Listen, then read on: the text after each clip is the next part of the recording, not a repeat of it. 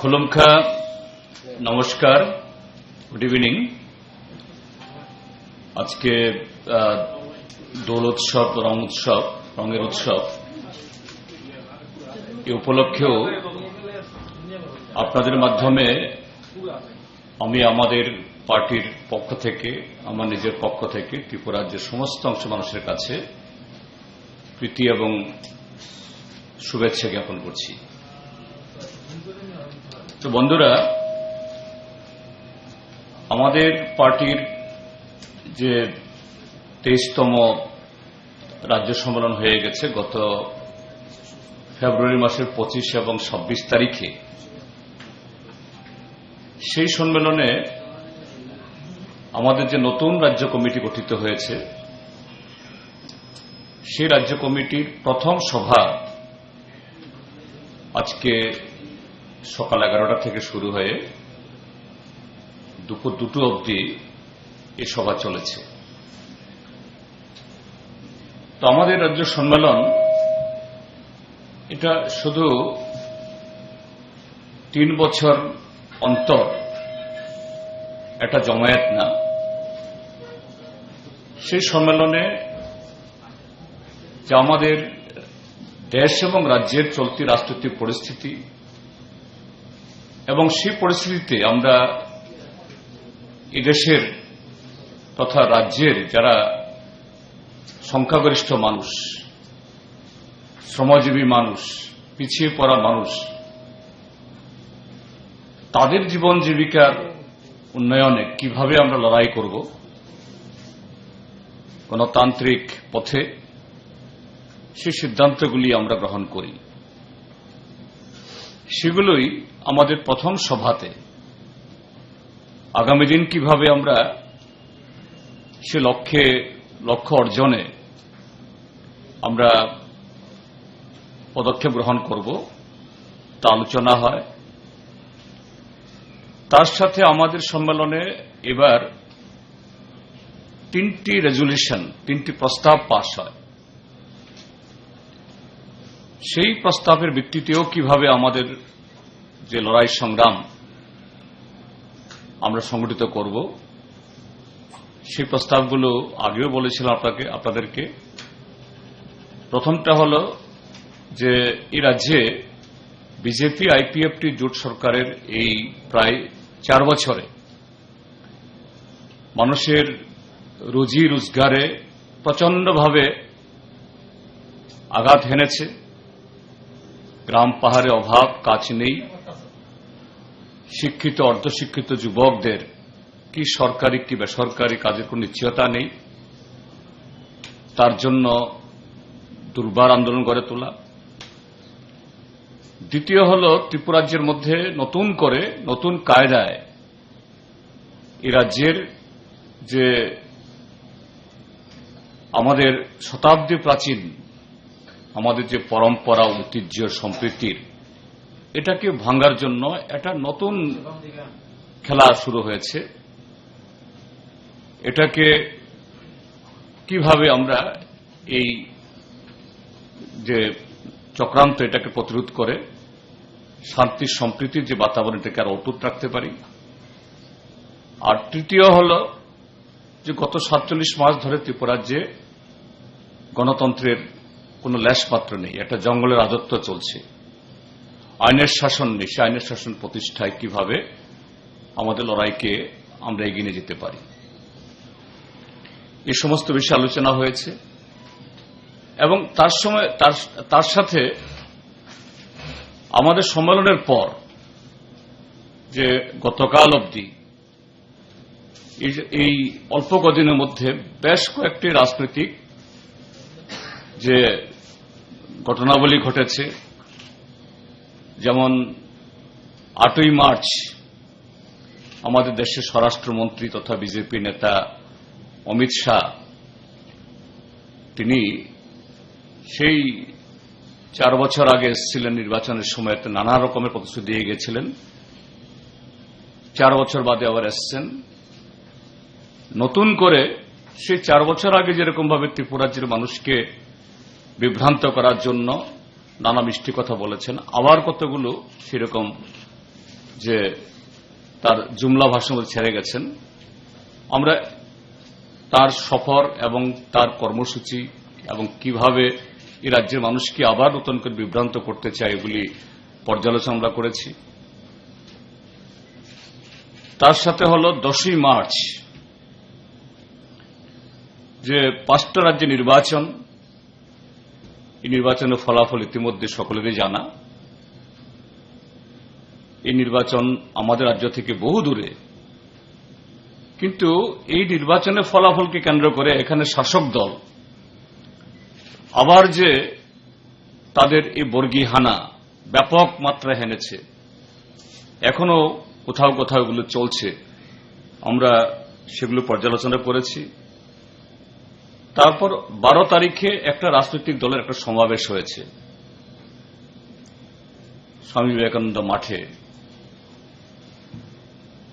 তাদের অধিকার আছে, তাদের কর্মসূচি তারা করবেনই, কিন্তু তারা মাঠে যে কথাটা বলছেন ময়দানে, অর্থাৎ এই এডিসি এলাকা, যে এলাকা থেকে লোকদেরকে এনেছেন, তাদেরকে ঠিক তাদের বক্তব্যের যে বিপরীত সমতলে বিজেপি যে ধরনের কায়দা করে বিরোধী দলের গণতান্ত্রিক অধিকার কেড়ে নিচ্ছে, ঠিক একই কায়দায় পাহাড়েও কোনো কোনো জায়গাতে, সর্বত্র না, এগুলি করছে। আমরা এগুলি আলোচনা আমরা করেছি। তো এই জায়গায় গিয়ে প্রথমত যেটা বলবো যে দেশের যে স্বরাষ্ট্রমন্ত্রী অমিত শাহ যে সফর, এটা ছিল সম্পূর্ণভাবে রাজ্যে যে গত 47 মাস ধরে চূড়ান্ত ব্যর্থ এই বিজেপি আইপিএফটি জোট সরকারের, তাদের ব্যর্থতাকে আড়াল করার জন্য, জনবিচ্ছিন্নতাকে আরো নতুন নতুন প্রতিশ্রুতির মাধ্যমে কিভাবে তাদেরকে আড়াল করা যায়। এবং এতে আপনারা যারা সংবাদ মাধ্যমের সাথে যুক্ত আছেন, আপনারাও নিশ্চয়ই আপনাদের কাছে এটা প্রতিক্রিয়া লেগেছে। 8 তারিখ আন্তর্জাতিক নারী দিবস। ঠিক আছে, একজন কেন্দ্রীয় মন্ত্রী তিনি আসতেই পারেন, আসতে পারেন না কথা বলছি না, কিন্তু এটা মাননীয় স্বরাষ্ট্রমন্ত্রীর তার মন্ত্রকের অধীন নন, তার যে সাবজেক্টের অধীন নন, তবু তিনি এসছেন। আমি আবারও বলছি তিনি আসতেই পারেন, যদিও এই ক্ষেত্রেতে নারী বা শিশু কল্যাণ মন্ত্রী তিনি আসতে পারতেন, বা শিক্ষামন্ত্রী আসতে পারতেন, যাই হোক তিনি এসছেন। কিন্তু কি বলে গেলেন, যে রাজ্যের মধ্যে কোনো নিয়োগই নেই, সরকারি দপ্তর যে নিয়োগ অ্যাপয়েন্টমেন্ট প্রায় এটা তুলে দিয়েছে, তামাদি করে দিয়েছে, প্রতিটি দপ্তর প্রায় খালি হয়ে যাচ্ছে, দপ্তরগুলো চলছে না, হাসপাতাল থেকে স্কুল। আর তিনি এসে বলছেন এ রাজ্যে এখন থেকে নারীদের জন্য সরকারি নিয়োগে 1/3 সংরক্ষণ। এটা তো নারী কল্যাণ না, নারীদেরকে উৎসাহ প্রদান না, নারীদেরকে সম্মান জানানো না, এটা এ রাজ্যের মানুষকে বিদ্রুপ করা হলো। আমাদের রাজ্যের যে নারীদের, এদের অপমান করা হলো এইভাবে। এবং কাকে দিয়ে করাচ্ছেন? দেশের স্বরাষ্ট্রমন্ত্রী। স্বরাষ্ট্রমন্ত্রী 4 বছর বাদে সফর করেছেন। তিনি যখন এই 4 বছর আগে এসেছিলেন তখন দলের সভাপতি। আপনাদের মোবাইলে বা আপনাদের হার্ড ডিস্কে নিশ্চয়ই প্রত্যেকের ইয়েতে থাকবে,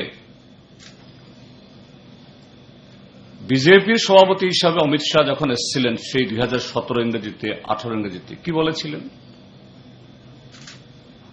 যে भाजपा सरकार आएगा, पहला कैबिनेट मीटिंग में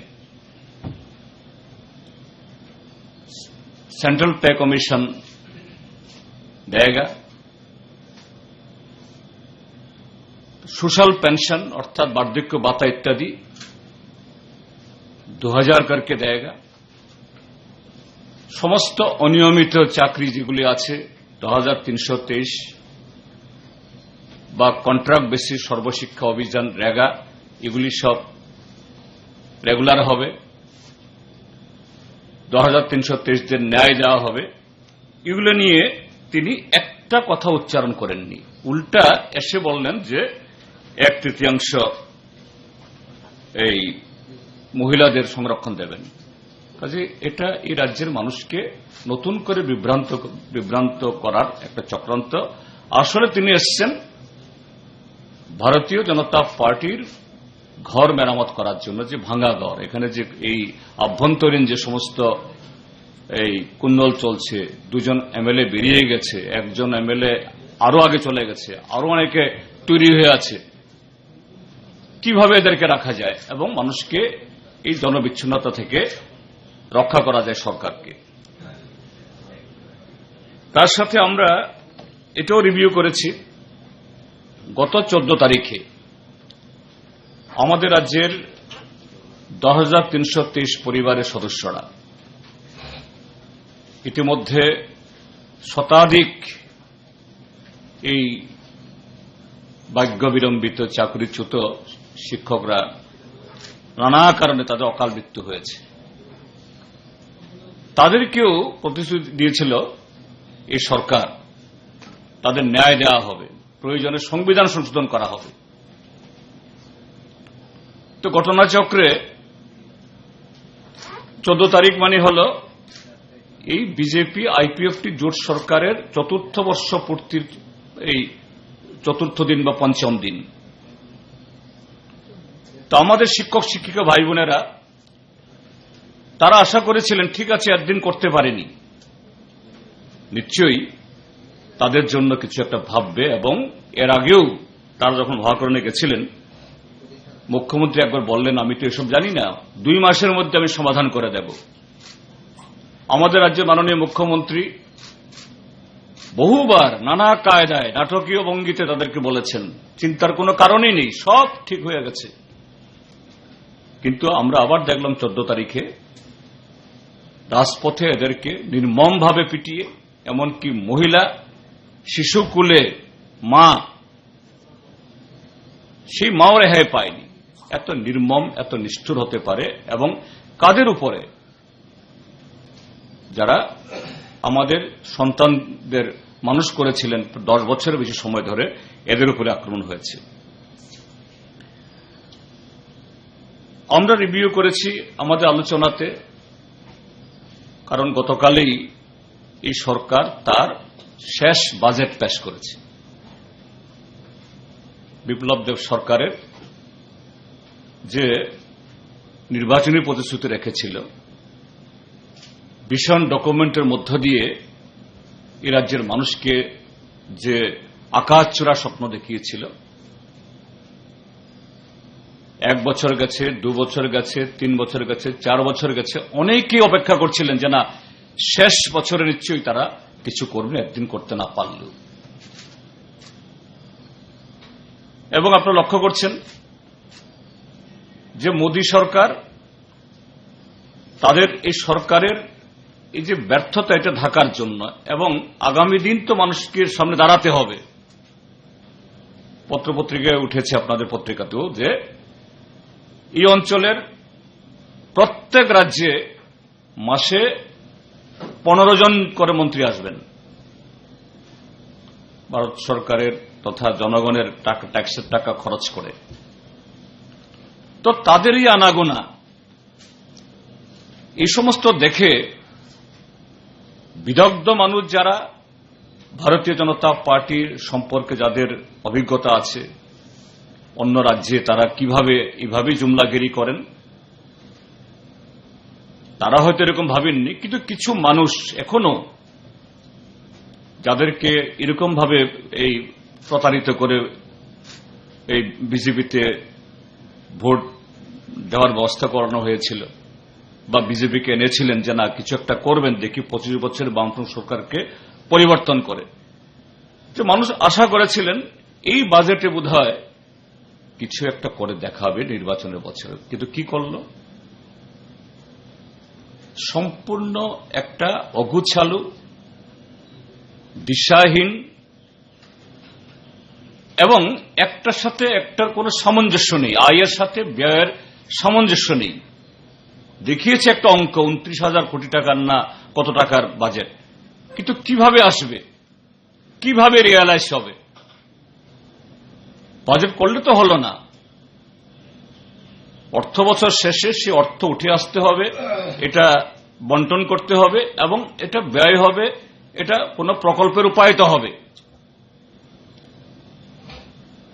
কিছু নেই। তাছাড়া তাদের যে এই ভিশন ডকুমেন্ট, এটা পূরণের বিন্দুমাত্র চেষ্টা নেই। যেমন আমি মনে করে দিচ্ছি আপনাদেরকেও, আপনাদের মাধ্যমে রাজ্যবাসীকে তুলে ধরছি, কি বলা হয়েছিল এই মাননীয় অমিত শাহকে দিয়ে বলানো হয়েছিল, প্রথম মন্ত্রিসভাতেই 2,000 টাকা হবে। তাহলে বাজেট এই 2,000 টাকা পেনশন ঘোষণা করেছে কবে? পুজোর সময়।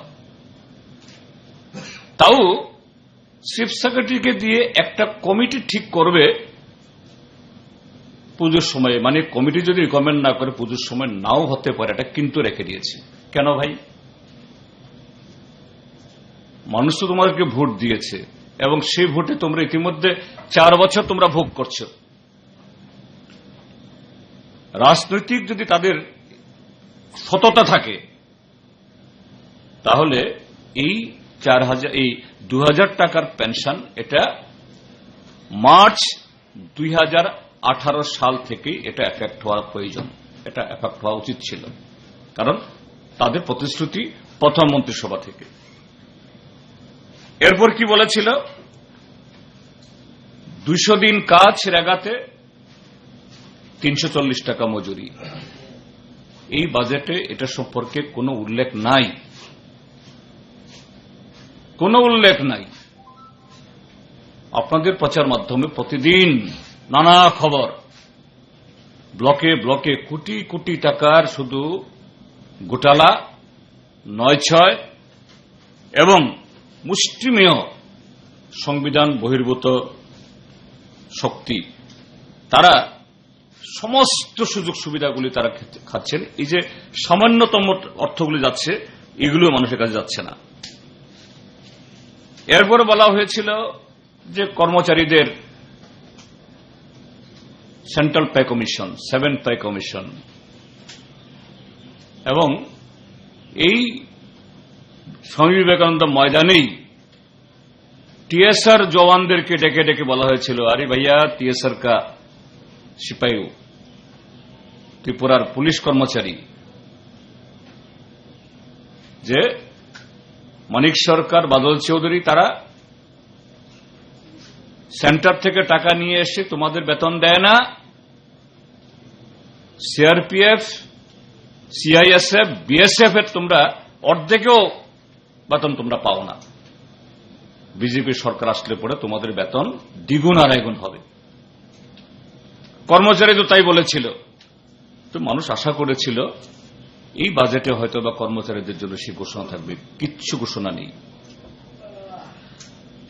উল্টো এই যে ডাইন হার্নেস থেকে শুরু করে পেনশন ইত্যাদির নানা দিক থেকে তাদের বঞ্চনা, এমনকি ডিএ যেটা 6 মাস অন্তর পাওয়ার কথা, এগুলো নেই।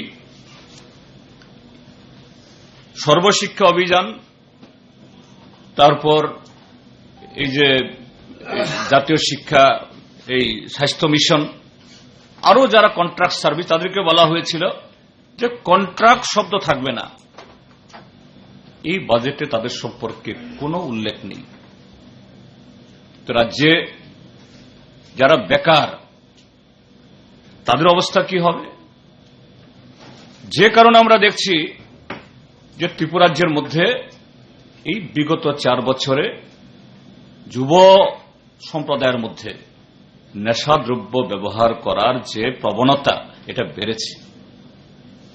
কারণ যৌবন যখন যে কোনো কারণে এরকম হতাশার সম্মুখীন হয়, তখন তার দৈনন্দিন জীবনের যে শৃঙ্খলা, ডিসিপ্লিন, এগুলি থাকে না। যে কারণে ত্রিপুরাজ্যের মধ্যে এখন মাদক চাষ, মাদক ব্যবহার, ট্যাবলেট, ইনজেকশন এত রমরমা, এবং এগুলো শুধু যারা চোরা কারবারি বা অবৈধ ব্যবসা তার মধ্যে সীমাবদ্ধ না, এখন পুলিশের মধ্যেও যে এদেরকে ব্যবহার কি করে পুলিশের একটা অংশ, আমি সবাইকে বলছি না, তারাও এর সাথে লিপ্ত হয়ে যাচ্ছে। এইভাবে এটা ত্রিপুরা রাজ্যের আইন শৃঙ্খলার উপরে একটা ব্যাপকতর এই প্রভাব পড়ছে। আমরা এগুলো আলোচনা করেছি। আমাদের আলোচনাতে আরো এসছে আজকে আগামী 28 এবং 29 মার্চ ইতিমধ্যে দেশব্যাপী সমস্ত শ্রমিক মহল্লায়, কৃষকদের মধ্যে এবং সমস্ত অংশ মানুষের মধ্যে কেন্দ্রীয় ট্রেড ইউনিয়নগুলোর 12 দফা দাবিতে ধর্মঘটের প্রস্তুতি চলছে। আমাদের রাজ্যের মধ্যেও এগুলি শুরু হয়েছে। আমাদের রাজ্যে শুধু 12 দফা না, তার সাথে আরো এক দফা আমরা যুক্ত করেছি, অর্থাৎ যারা ধর্মঘট আহ্বান করেছে তারা, যে 2323 এই ছাঁটাই তাদের চাকুরি ফিরিয়ে দিতে হবে, তাদের ন্যায় দিতে হবে। আমাদের পার্টির তরফ থেকে শ্রমিকদের এই আহ্বানকে আমরা মনে করি এটা শুধু শ্রমিকদের জন্য না, এটা দেশকে বাঁচানোর এবং মানুষকে রক্ষার এই আহ্বান, ধর্মঘট। কাজে এই ধর্মঘট যাতে সফল হয়, আমাদের পার্টির তরফ থেকে আমরা তার প্রতি নৈতিক সমর্থন আমরা এই প্রদান আমরা করছি। আমরা আহ্বান জানাচ্ছি আপনাদের মাধ্যমে 28-29 মার্চের এই বন্ধ যাতে এই রাজ্যের মধ্যেও ব্যাপকভাবে সফল হয় সারা দেশের সাথে। তাছাড়া আমরা আলোচনা করেছি আমাদের রাজ্যের পিছিয়ে পড়া অংশের মানুষের একটা সংগঠন, তার নাম হল ত্রিপুরা তফসিলি জাতি সমন্বয় সমিতি। তফসিলিদের মধ্যে যে বিভিন্ন অংশ, তাদের একটা গণতান্ত্রিক সংগঠন বা প্ল্যাটফর্ম। তারা আগামী 2 এপ্রিল তারা আগরতলা শহরে একটা জমায়েত ডেকেছে, এবং এই জমায়েতকে তারা বলেছে যে বিপ্লব দেব সরকারের বিরুদ্ধে চার্জশিট প্রদানের র্যালি। অর্থাৎ তফসিলি জনগণের প্রতি 4 বছর আগের ভোটে যে সমস্ত প্রতিশ্রুতি দিয়েছিল, এগুলো কিচ্ছু পালন করেনি। আজকে তাদের জীবনে চরম হতাশা। অন্যান্যদের সাথে আমাদের পার্টির তরফ থেকে রাজ্য কমিটি এটাকেও আমরা সম্মতি জানাচ্ছি যে এটাও যেন এই সফল হয়। আর তার সাথে যে 3টা রেজুলেশন বললাম যে পার্টির সম্মেলনে আমরা গ্রহণ করেছি, এগুলোর উপরও যে আমরা এই রাজ্য কমিটির একদম প্রথম দিন থেকেই এগুলি কার্যকর করার জন্য, অর্থাৎ রাজ্যে গণতন্ত্র পুনরুদ্ধার, আইনের শাসন ফেরানো, মানুষের কাজ কর্ম এবং শান্তি স্থাপনের জন্য আমাদের লড়াই সংগঠিত করার সেই সিদ্ধান্ত আমরা গ্রহণ করেছি। এই হল মোটামুটি ভাবে যে কটা বিষয়ে আমরা আলোচনা করেছি আজকে। এটা আপনাদেরকে জানালাম। যদি আপনাদের কোনো জানবার থাকে জিজ্ঞেস করতে পারেন।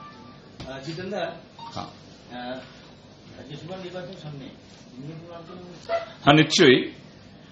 যে রাজ্যসভা, এটা আমাদের রাজ্যেও একটা আসন খালি হচ্ছে। আগামী 31 মার্চ তার ভোট হবে। তো আমরা ঠিক করেছি ইতিমধ্যেই আমাদের সম্পাদক মণ্ডলী যে আমাদের এই বর্ষিয়ান বিধায়ক, প্রাক্তন মন্ত্রী, গণতান্ত্রিক আন্দোলনের অন্যতম একজন পুরুধা, তিনি এই তার প্রথম জীবনে শিক্ষক ছিলেন, ভানুলাল সাহা, তিনি সিপিআইএম তথা বামফ্রন্টের তরফ থেকে তিনি প্রতিদ্বন্দ্বিতা করবেন।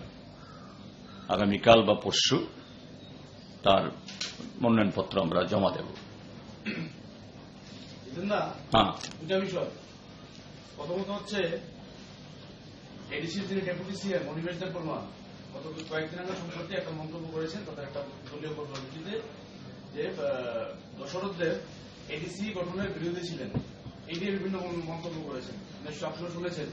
আর একটা বিষয় হচ্ছে বিভিন্ন মাধ্যমে, বিভিন্ন প্রচার মাধ্যমে আপনাকে নিয়ে একটা প্রচার হচ্ছে যে আপনি নাকি বলেছেন যে বিজেপি হচ্ছে মূল পার্টি, যেটা সাম্প্রতিক উত্তরপ্রদেশ এবং বিভিন্ন রাজ্যের যে বিজেপির যে জয় হয়েছে সেই সম্পর্কে আপনি প্রতিক্রিয়া দিতে গিয়ে মন্তব্য করেছেন। দুটো বিষয় একসাথে আপনি কিভাবে বলবেন? না, প্রথমত হল আমি ঠিক সরাসরি আমি শুনিনি, তবে গত 12 তারিখে স্বামী বিবেকানন্দ ময়দানে যে এডিসির যিনি এডিশনাল চিফ এক্সিকিউটিভ মেম্বার তিনি নাকি বলেছেন, আমাকে আরো কয়েকজন যে বন্ধু আমাকে জানিয়েছেন যে তুমি দেখেছো কিনা, আসলে আমি কেন জানি আমার কাছে এই ক্লিপটা আসেনি। তো কি বলেছে, দশরথ দেব নাকি বলেছেন যে এডিসি ত্রিপুরাজ্যে কখনোই হবে না, অবান্তর। তো আমি সেই ভদ্রলোককে বলবো, দশরথ দেব যখন এই দাবি উত্থাপন করে সেই ভদ্রলোকের জন্মই হয়নি, 1 নম্বর। আর 2 নম্বর হল তার জন্ম হবার পর, চোখ মেলার পর, বুদ্ধিজ্ঞান হওয়ার পর নিশ্চয়ই তিনি এডিসি দেখেছেন, এবং সেই এডিসি কিভাবে গড়ে উঠেছে এটা তার নজরের বাইরে নিশ্চয়ই না। তারপরও দশরথ দেবের মতো এরকম একটা জননেতার সম্পর্কে এত বড় অসত্য ভাষণ যদি দিতে পারেন, তিনি যে একজন রাজনৈতিক কর্মী হিসাবে তার সততা, তার প্রজ্ঞা, নৈতিকতা কতটুকু আছে, এই জাতীয় একটা অর্বাচীনের মতো একটা এরকম প্রশ্ন বক্তব্য করার মধ্য দিয়ে তিনি যদি দিয়ে থাকেন, আমি জন্য বলছি আমি সরাসরি শুনিনি, কিন্তু তুমি বলছো এবং আরো কয়েকজন আমাকে বলেছে, তো আমাকে এটাই বলতে বাধ্য হই। আজকে এই যে খুমুলুং, যেখানে আজকে তারা এই প্রশাসন চালাচ্ছে, সেই খুমুলুঙের প্রতিটি ইট, পাথর, রাস্তাঘাট এবং যে আইনের ভিত্তিতে এই এডিসি চলছে, দশরথ দেবের চিন্তা ভাবনা, লড়াই, সংগ্রাম, ত্যাগ, এগুলি না থাকলে তিনি আজকে এই কথাগুলি বলার সুযোগ পেতেন না। এটা দুর্ভাগ্যজনক কিভাবে এই জাতীয় কথা বলেন। আর দ্বিতীয় বিষয় হল, আসলে আমি এটার উপরে কোনো প্রতিক্রিয়া দেওয়ার আমি প্রয়োজন মনে করিনি। আমার কাছে এসছে, আমার কাছেও টুইট করে পাঠিয়েছে একজন, সম্ভবত ভারতীয় জনতা পার্টির আইটি সেলের লোক হবে, আমি দেখেছিও। সে কি BJYM নিশ্চিত তাদের আইটি সেল বোধ হয়, তারই একজন কর্মী পাঠিয়েছে। আমার একটা ছবি দিয়ে লিখেছে সেখানে যে আমরা সিপিআইএম তো শুধু এমনি পার্টি করার জন্য করি, নির্বাচনে জিতার জন্য করি না, ঠিক এইভাবে লিখেছে। তো এটা আমার মনে হয় এই পোস্টটা যারাই পড়েছে তারা তাদের হাসি পেয়েছে। সিপিআইএমই হল সারা দেশের মধ্যে ভারতীয় জনতা পার্টির সবচেয়ে বড় সমালোচক এবং ভারতীয় জনতা পার্টির যাবতীয় জনবিরোধী, সংবিধান বিরোধী, গণতন্ত্র বিরোধী কার্যকলাপের সবচেয়ে বড় যে এর কি বলে যারা প্রতিবাদ যারা করে এবং এর বিরুদ্ধে লড়াই করে। আমাদের হয়তো বা সেই তত সংখ্যক সাংসদ থাকতে না পারে, নাও থাকতে পারে, এমএলএ নাও থাকতে পারে, কিন্তু আরএসএস বিজেপির এই যে সংবিধান বিরোধী, আমাদের স্বাধীনতার স্বপ্ন বিরোধী, আজকে দেশকে যে গাড্ডায় নিয়ে যাচ্ছে তার বিরুদ্ধে যদি কেউ সোচ্চার হয়ে থাকে এক নম্বরে আমরা সিপিআইএম। কাজে তাদের তরফ থেকে এরকম যে কাদা ছোড়া এটা হতেই পারে, আমি এটাকে ঠিক সেরকম ভাবে গুরুত্ব আমি দিই না। Anything else? একটা প্রশ্ন হচ্ছে, ভারতবর্ষের মধ্যে এই সময় দাঁড়িয়ে সবচেয়ে চর্চিত যে সিনেমা দ্য কাশ্মীর ফাইলস, দেশের প্রধানমন্ত্রী এই বিষয় নিয়ে তিনিও বলেছেন, আমাদের রাজ্যে দেখা গেছে যারা মন্ত্রিসভার সদস্যরা সকলেই এই সিনেমা দেখতে গেছে। এই বিষয়টা নিয়ে আপনি কি বলবেন? আমি দেখিনি, তবে কিছু সমালোচনা, কিছু পোস্ট দেখেছি। তো একটা কেন্দ্রীয় সরকার এবং বিশেষ করে সে সরকার যারা পরিচালনা করছেন সে রাজনৈতিক দল, তারা সরকারিভাবেও এবং রাজনৈতিকভাবেও একটা সিনেমা যখন এরকম ভাবে প্রজেক্ট করছে, তার ভিতরে একটা রাজনৈতিক দূরভিসন্ধি তো আছে পরিষ্কার। কাশ্মীর ফাইলস এই যে সিনেমা, আমি আবারও বলছি আমি বিশদ দেখিনি, কিন্তু কিছু কিছু এরকম এর উপরে যে সমালোচনাগুলো আমি দেখেছি। কেন কাশ্মীর ফাইলস এবং এই যে কিরণ খের বিজেপির এমপি মহোদয়া, তার স্বামী অনুপম খের, তিনি একজন বলিউডের শিল্পী হিসাবে ভালো শিল্পী, গুণী শিল্পী, আমিও তার একজন কি বলে অ্যাডমায়ার, অর্থাৎ শিল্পী হিসাবে আমি পছন্দ করি। কিন্তু একজন কট্টর হিন্দুত্ববাদী, কট্টর যে সংখ্যালঘু বিরোধী, কট্টর আরএসএস এর লোক, সে তার অভিনয় আলাদা। অভিনেতা কিরণ খেরকে আমিও অনুপম খেরকে আমিও পছন্দ করি, কিন্তু তার যে সমস্ত রাজনৈতিক বক্তব্য, এটা সম্পূর্ণভাবে আমাদের দেশের যে গণতান্ত্রিক কাঠামো, ধর্মনিরপেক্ষ যে আমাদের ঐতিহ্য, এটার বিরোধী। এই অনুপম খেরকে দিয়ে এই কাশ্মীর ফাইলস, আরো কিছু লোক আছে তার সাথে করিয়েছে। কেন? যে ৩৭০ ধারা এবং ৩৫ ক ধারা, এটাকে ভেঙে নরেন্দ্র মোদী, বিজেপিরা যে অপরাধ করেছে, যে অপরাধের দত্ত তাদেরকে প্রতিনিয়ত এদেরকে এই পিছু করছে, আসলে সেই অপরাধ ঢাকার জন্য এই দেশের মানুষকে মগজ দোলাই করার জন্য এই কাশ্মীর ফাইলস, অন্য কিছু না। আমি এটুকুই বলবো।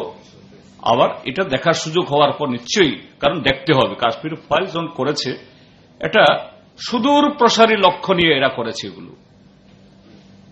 কাজেই আমি প্রাথমিকভাবে এই কথাটাই বলবো যে এটা বিজেপির যে অপরাধবোধ, এর থেকে এটাকে তারা করেছে।